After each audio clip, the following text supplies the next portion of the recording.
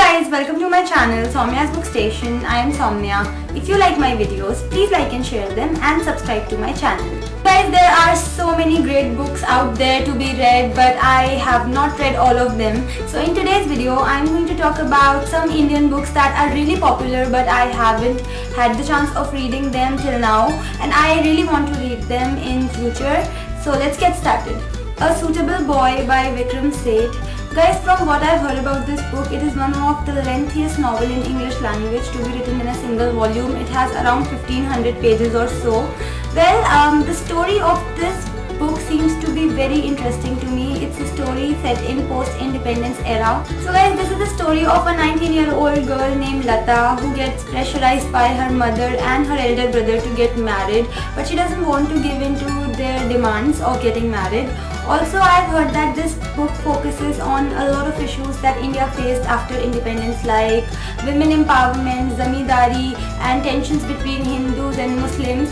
And apart from that, I have heard this book has a lot of characters, and this book talks about their stories like separately and how all the characters are interlinked to each other. There is a talk about caste system. So guys, this by all means sounds like a book that I would like to read, and that is the reason that I am going to read it sometime. I don't know when, but this is definitely on my reading radar. Midnight's Children by Salman Rushdie. This is a story about a boy named Salim Sinai who is born at the stroke of midnight of 15th August 1947, that is the day India got its independence. Well, his birth is celebrated by everybody and he is welcomed by Prime Minister Nehru himself. Salim is different from others because he has telepathic powers which connect him to 1000 other children who were born in the initial hours of India's independence. Also, Salim has this ability where he can sniff out dangers that possibly nobody can know about. So the genre of this book is magical realism, and this is a highly acclaimed book. I mean, it won the Booker Prize, what else do you want?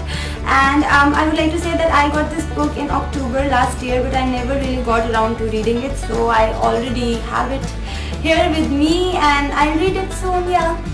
Probably the cover that I have, the edition that I have is different from the one that I think you'll see on the screen, but how does it matter? Rise of Sivagami by Anand Neelkanthan. This is the first book in the Bahubali Before the Beginning book series. Guys, this is based in the kingdom of Maheshmati only, and this is a story about a character named Sivagami which was present in both the Bahubali movies. And well, the movies are something else completely, and I have also heard great things about this book. And you know what, I have another book by Anand Neelkanthan lying unread on my bookshelf, but you know, from what I have been hearing about this book, I want to read this book before the one I already have. And yeah, this is getting so popular and it sounds like an amazing book, and also the genre is fantasy. The Namesake by Jhumpa Lahiri. This is a story about a Bengali couple who moves to the United States, and they have to face a lot of problems and hardships because they are not really accustomed to the kind of life that they have to live in the US, because it is very different from the kind of life that they lived back home. This is a story that moves between different locations from Calcutta, New York and Boston, so that is the kind of story it is. Again, the reason why I want to read this book is that I had read The Lowland by Jhumpa Lahiri and I was very impressed with that story, and I loved that book. So this book is also critically acclaimed. Kakol by Kiran Nagarkar. This story is set in 16th century in Mewar. Mewar is ruled by Rana Sangha, and his son is the crown prince of Mewar. His name is Maharaj Kumar Bhojraj. Well, his character is a fictitious one which is based on the character of a real Rajput prince whose name was Thakur Bhojraj. Now Maharaj Kumar is married to Mirabai, who's beautiful, and she's the princess of Mewar, and she has kind of declared that she cannot live with him because she is already married to the Hindu god Lord Krishna. Now this story has been told in first person by Maharaj Kumar, and he tries to win the affections of his beautiful wife, but I don't know if he's able to do that or not. This is a story that has a lot of history, it has politics, it has heartbreak, there is a war that is ravaging the entire kingdom. Rana Sangha is trying to establish peace with the sultans of Malwa, Delhi and Gujarat. So this book has a lot of elements, it has a lot of wit, and this sounds like a book that I will really like reading. The Discovery of India by Pandit Jawaharlal Nehru. He wrote this book when he was imprisoned in Ahmednagar Fort when he was participating in Quit India movement.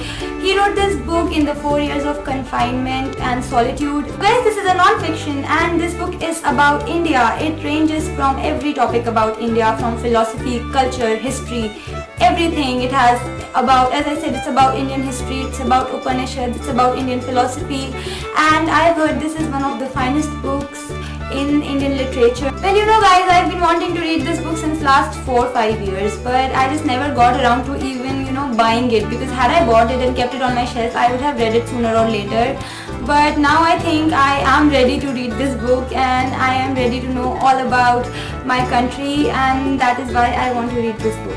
So guys, these are some Indian books that I haven't read as yet, but I really want to read them because I've heard such great things about them. Do let me know in the comment sections which all Indian books do you plan on reading, which are really popular and that you haven't read. So that was it for my today's video guys. I hope you enjoyed watching it. If you want to connect with me on my social media, then the links are in the description box. I'll be back with my next video super soon. Bye!